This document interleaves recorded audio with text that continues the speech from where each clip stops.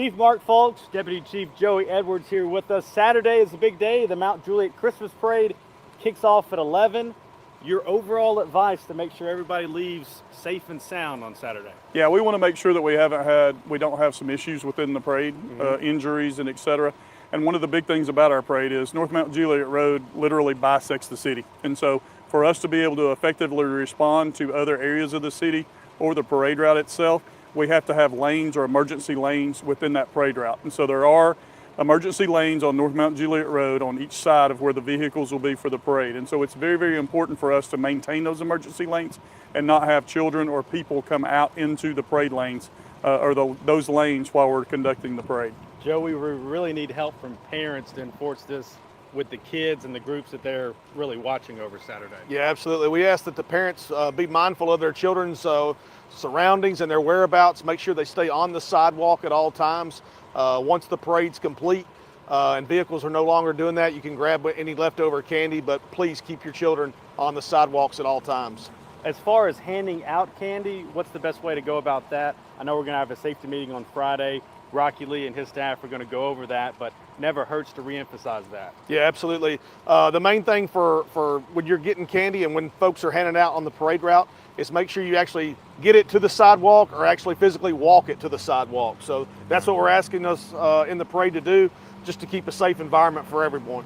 We saw last year, Mark, a busy day on that day, really within that time frame for your fire and EMS personnel. What would your advice be to those if they see an EMS personnel coming down the street? What do they need to look out for and maybe anticipate? Yeah, during the parade itself last year, I think we had 12 incident responses.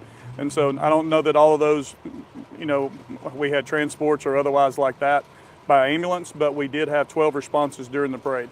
Not all of those were to the parade. They were to the other areas or businesses and residents within the city. We had at least 3 that were directly related to the parade, though. And again, a couple of those were emergent situations. One was a seizure, those kind of things. And so that's why we ask people to stay out of those emergency lanes. We actually may have vehicles running in those lanes during the parade. They're going to be taking very good caution, but the big thing that we need to have is those kids or anybody out of those lanes so that we can traverse both north and south alongside the parade vehicles that'll be in the center of the street. Well said. And for either one of you, specifically those on the floats, those driving the floats, that's an important responsibility that they sign up for on Saturday. You're going to start at West Wilson Middle School, going to depart on Woodridge. What would be your advice to those participating in the parade, physically driving and riding? Well, when you're physically riding and driving, make sure that you know where your pickup point is. So if it's walkers in the parade, such as the baton twirlers, different things like that, the band members, things like that, have a pickup point for those groups, where you're going to pick them up on Woodridge, whether it be at Mount Juliet Middle School, at the park, wherever from there, because you will be able to go behind Mount Juliet Middle School and go into Charlie Daniels Park.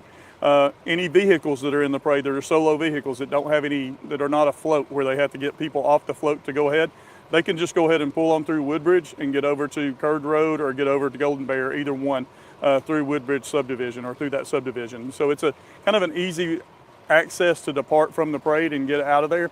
And that's why we kind of picked that route to make sure that we have plenty of places to disembark once the parade is over.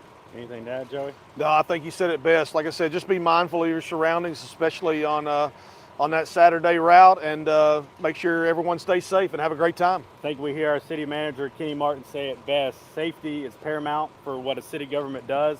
That is with fire and police, and no different on Saturday. So to both of you men, thank you for your proactiveness and foresight and forecasting and making sure that we get this out to the public. So if you see this, share it with your HOA, share it with your HIP group, share it with your friends and family and any of those involved in the parade. And we'll see you Saturday, 11 o'clock sharp.